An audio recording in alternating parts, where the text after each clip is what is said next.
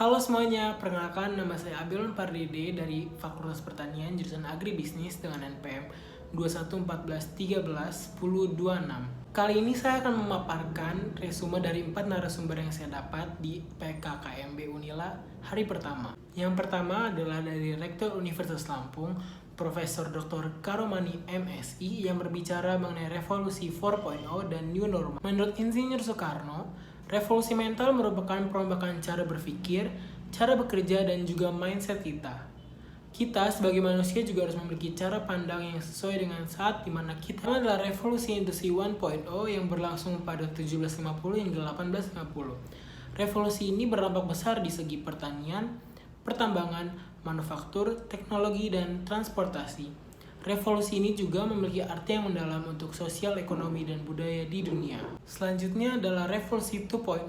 Revolusi ini ditandai dengan kemunculan pembangkit tenaga listrik, motor pembakaran dalam, pesawat telepon, dan masih banyak lagi. Selanjutnya adalah revolusi 3.0 atau revolusi digital, yang dimana waktu dan ruang tidak dapat lagi dipisahkan. Selanjutnya adalah revolusi industri 4.0, yang dimana manusia telah menemukan pola ketika teknologi disruptif datang secara cepat dan tiba-tiba serta mengancam perusahaan-perusahaan incumbent.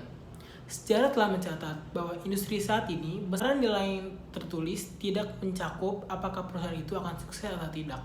Namun, soft skill lah yang akan menentukan kesuksesan perusahaan tersebut. Terakhir adalah Society 5.0.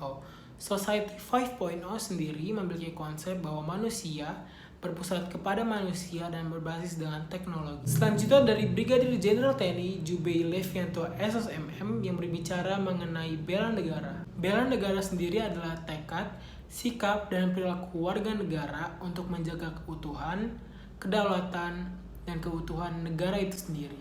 Ada 3 hal yang harus dibela, yaitu keutuhan wilayah, kedaulatan negara, dan keselamatan bangsa. Secara singkat dan menyeluruh, bahwa seluruh warga Indonesia berhak dan wajib untuk membela negara untuk keutuhan negara yang lebih baik. Yang ketiga adalah dari Komjen Pol Boy Rafli Amar yang berbicara mengenai bahaya terorisme di Indonesia. Menurut Global Index Terrorism 2020, Indonesia menduduki peringkat ke-37.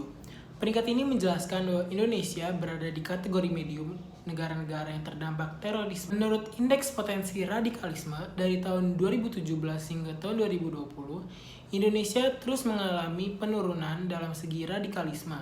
Darinya 2017 di 55,4% menjadi 14% di tahun 2020. Yang terakhir dari Yoshimo Kalo yang membahas tentang etika bersosial media.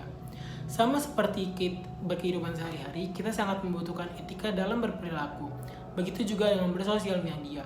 Kita membutuhkan etika yang baik pula dalam bersosial media. Karena tidak semua orang memiliki cara pandang yang sama dengan kita dalam bersosial media. Ada 5 hal yang harus kita lihat dalam bersosial media. Yang pertama, harus memilih dan jangan sampai ada data pribadi yang tersebar. Yang kedua, kita harus tetap berpikir kritis dan berpikir maju untuk apa yang kita upload sebelumnya.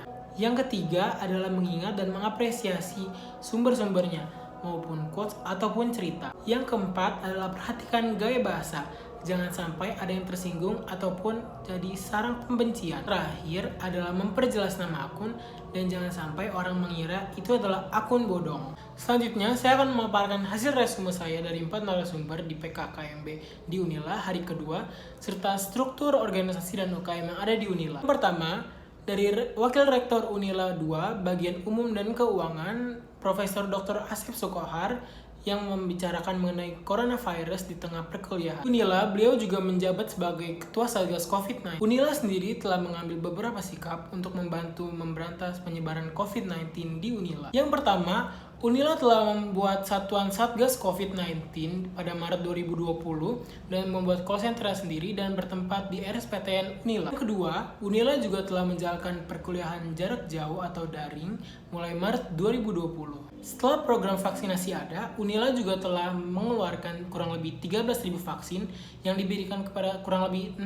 orang di sekitar Lampung dan sekitarnya. Yang terakhir adalah pemindahan Faskas mahasiswa-mahasiswi Unila ke Poliklinik Unila agar pengobatan yang dijalani lebih cepat. Selain perkuliahan jarak jauh, Unila juga mencanangkan beberapa program. Yang pertama adalah rapat online, bisnis online, silaturahmi online, dan konser amar online. Selain berbicara tentang COVID-19 di Unila, beliau juga berbicara mengenai fasilitas-fasilitas yang ada di Unila. Fasilitas-fasilitasnya antara lain, yang pertama, fasilitas klinik Unila serta ruang pemeriksaannya. Yang kedua, fasilitas olahraga berupa lapangan dan kolam berenang yang bertaraf internasional. Yang ketiga adalah GSG, rusun awas sebanyak 3 tower, dan Wisma Unila. Yang kedua adalah dari Wakil Rektor Bidang Akademik Unila, Profesor Dr. Heriandi, SAMS, yang berbicara mengenai sistem pendidikan dan kebijakan Merdeka Belajar Kampus Merdeka Belajar. Beliau pertama-tama memaparkan tentang tujuan umum pendidikan tinggi. Yang pertama adalah menyiapkan peserta didik menjadi anggota masyarakat berkemampuan akademik profesional yang dapat menerapkan atau mengembangkan dan menciptakan teknologi ilmu pengetahuan kesenian dan mengembangkan dan menyebarluaskan ilmu pengetahuan teknologi untuk meningkatkan taraf kehidupan masyarakat dan memperkaya budaya nasional. Beliau juga memaparkan beberapa hal yang perlu kita ketahui tentang pendidikan tinggi. Yang pertama adalah sistem SKS dan semester, beban dan masa studi, kurikulum, hak dan kewajiban mahasiswa, kegiatan mahasiswa dan organisasi kemahasiswaan. Selanjutnya berbicara mengenai Merdeka Belajar Kampus Belajar, ada 4 hal yang dibuka. Yang pertama, pembukaan program studi baru. Yang kedua, program tinggi negeri berbadan hukum. Yang ketiga, sistem akreditasi perguruan tinggi. Dan yang terakhir, hak belajar 3 semester di luar program studi. Beliau juga memaparkan beberapa hal yang akan kita dapatkan melalui MBKM. Yang pertama adalah pertukaran pelajar, yang kedua magang, yang ketiga asisten pengajaran di satuan pendidikan, lalu riset, proyek kemanusiaan, kewirausahaan, proyek independen, dan kuliah kerja nyata tematik. Ini adalah pembicara ketiga, yaitu Wakil Rektor Bidang Kemahasiswaan dan Alumni, yang berbicara mengenai etika dan norma kehidupan bermahasiswa. Menurut beliau, kita sebagai mahasiswa harus memiliki 3 kemampuan ini.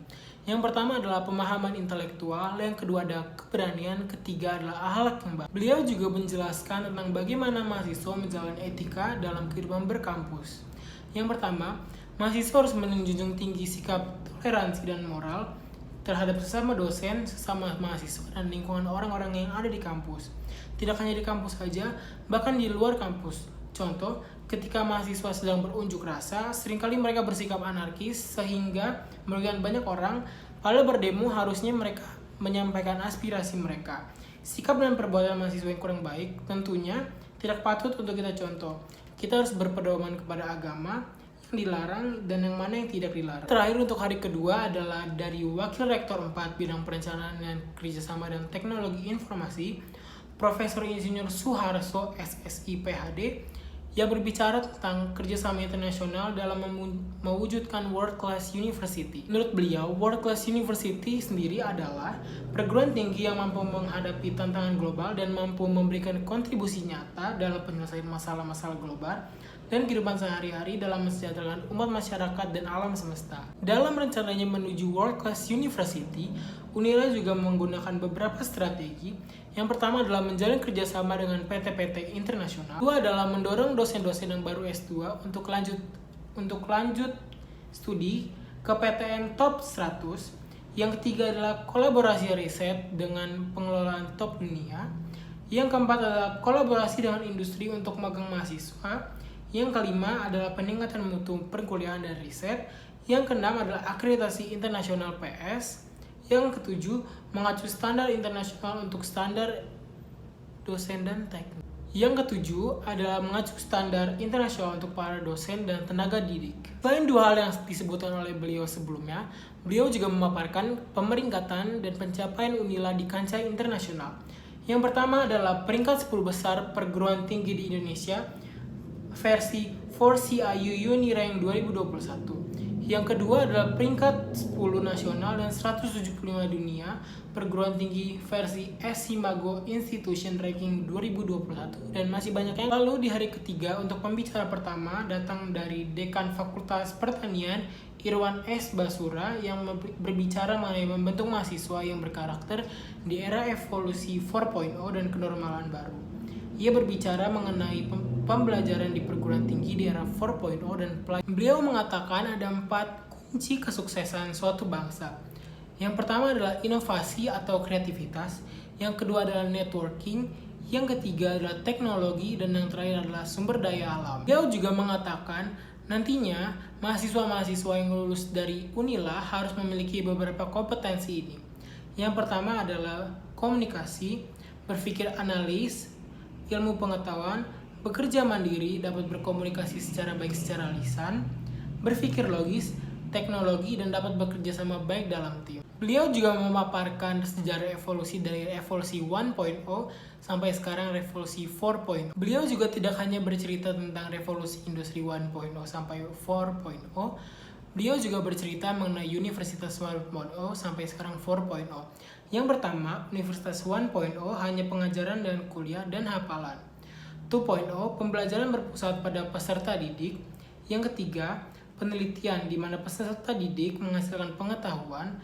Dan yang 4.0, peserta didik memberikan inovasi dan menghasilkan inovasi kepada universitasnya. Kedua, dari Wakil Dekan 1 Bidang Akademik dan Kerjasama, Profesor Dr. Insinyur Purnomo MS, yang berbicara mengenai bagaimana sistematis perkuliahan, juga memaparkan materi tentang perbedaan sekolah dan universitas. Beliau juga memaparkan tentang SKS, yaitu Satuan Kredit Semester, dan SKS, Sistem Kredit Semester. Beliau juga berbicara mengenai perbedaan jurusan dan program studi. Jurusan merupakan unsur pelaksana akademik di bawah fakultas yang menyelenggarakan pendidikan, penelitian, dan pengabdian kepada masyarakat dalam satu atau sejumlah cabang iptek. Sementara program studi adalah kesatuan rencana belajar sebagai pedoman penyelenggaraan pendidikan akademik atau profesional yang didasarkan atas dasar suatu kurikulum. Nantinya kita sebagai mahasiswa juga akan mendapat dosen pembimbing atau pembimbing akademik. Pembimbing akademik sendiri adalah dosen yang ditetapkan ataupun dekan atas usulan ketua program atau studi dan jurusan. Pertemuan dengan dosen pembimbing ini paling sedikit 3 kali dalam satu semester. Beliau juga berbicara mengenai perkembangan Indonesia dari masa ke masa sebelum era reformasi. Yang pertama adalah pra-kemerdekaan, lalu yang kedua masa merebut kemerdekaan, yang ketiga Orde Lama, lalu ada Orde Baru, dan yang terakhir adalah era reformasi. Lalu ada hari-hari penting sebelum kemerdekaan. Yang pertama ada di 1908, tepatnya Hari Kebangkitan Nasional. Yang kedua pada 1928, yaitu Hari Sumpah Pemuda. Dan yang ketiga adalah 1945, yang tepatnya adalah kemerdekaan Indonesia. Kita juga harus memiliki ciri-ciri nasionalisme di Indonesia.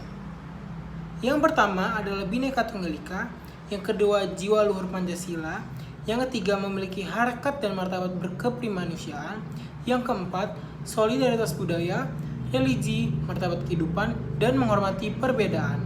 Dan yang terakhir, komunikasi heterogenitas bangsa. Tentang globalisasi juga mengubah cara pandang dan cara berpikir seseorang untuk menghadapi masalah. Globalisasi juga mengubah diferensiasi sosial sehingga hierarki sosial yang ada di sekitar masyarakat semakin memudar. Yang terakhir, globalisasi juga menimbulkan dampak yang buruk terhadap manusia, yaitu timbullah sifat materialistis dan individualistis di antara sesama masyarakat.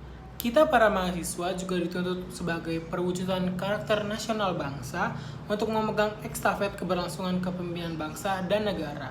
Pembicara terakhir di hari kedua adalah Wakil Dekan 2, Bapak Abdullah Aman Dama, yang berbicara mengenai fasilitas dan UKT mahasiswa Universitas Lampung. Yang pertama, ia menjabarkan fasilitas-fasilitas di Universitas Lampung. Yang pertama, adanya perpustakaan, lapangan tenis, lapangan basket, kolam berenang, lintasan lari, lapangan voli, asrama mahasiswa, dan sebagainya. Berbicara mengenai uang kuliah tunggal atau UKT, pembayaran UKT bisa dilakukan di beberapa bank. Contohnya, Bank BRI, Bank BNI, BTN, dan Bank Mandiri. Biaya UKT atau biaya langsung untuk kuliah yang juga disubsidi oleh pemerintah menyakup 4 hal, yaitu kegiatan kelas, kegiatan laboratorium, kegiatan skripsi, dan bimbingan konseling. Lalu, di hari keempat kita diberikan pengenalan terhadap yang pertama, dosen-dosen di jurusan agribisnis, yang kedua, struktur organisasi jurusan agribisnis, lalu teknik administrasi dan akademik, lalu ketua program studi S1, ketua program studi S2, ketua laboratorium, dosen pendamping hima seperta, dan dosen-dosen di jurusan agribisnis. Beliau juga menjelaskan beberapa beasiswa yang bisa kita ambil di Universitas Lampung. Yang pertama adalah beasiswa peningkatan prestasi akademik atau PPA. Yang kedua, bantuan belajar mahasiswa atau BBM. Yang ketiga, beasiswa PT Jarum, ada PT Jasa Harja Putra, lalu PT Gudang Garam, lalu bantuan masuk universitas atau BMU, dan masih banyak yang lain. Lalu ada beberapa praktek yang akan kita dapatkan di Universitas Lampung. Yang pertama adalah praktek pengenalan pertanian atau homestay. Yang kedua adalah kuliah kerja lapangan. Yang ketiga adalah kuliah umum. Lalu beliau juga memberikan beberapa daftar-daftar mahasiswa-mahasiswi yang berprestasi di kancah nasional dan internasional. Selanjutnya ada materi yang disampaikan dari Ibu Novi Rosanti dari Agribisnis dan Ibu Indah Nurmayasari dari Penyuluhan Pertanian yang berbicara mengenai sistem pelajaran dan kurikulum program studi. Lalu lewat Bapak Dr. Insinyur Dwi Haryono MS, kita diperkenalkan dengan dosen-dosen yang ada di lingkungan agribisnis dan penyuluhan pertanian. Lalu, di siang harinya kita mendapatkan materi dari Ketua Hima Saperta 2021 seperti apa itu Hima Saperta, lalu visi dan misi Hima Saperta, lalu fungsi-fungsi Hima Saperta, peranan Hima Saperta di Universitas Fakultas Pertanian, struktur organisasinya, strateginya, dan keorganisasiannya, dan masih banyak lagi. Lalu, Abang Ketua Hima Saperta 2021 juga menjelaskan beberapa kegiatan dan beberapa bidang. Di bidang yang pertama, ada bidang pengembangan akademik dan profesi. Lalu di bidang kedua adalah bidang pengkaderan dan pengabdian kepada masyarakat. Di bidang yang ketiga ada minat bakat dan kreativitas. Dan di minat yang keempat atau minat yang terakhir adalah minat kewirausahaan. Yang terakhir, kita mendapatkan materi dari Bang Ahyarudin tentang bagaimana menjadi mahasiswa yang berprestasi serta berorganisasi. Sekian resume saya untuk PKKMB hari pertama sampai hari keempat. Kurang lebihnya saya mohon maaf dan selamat sore.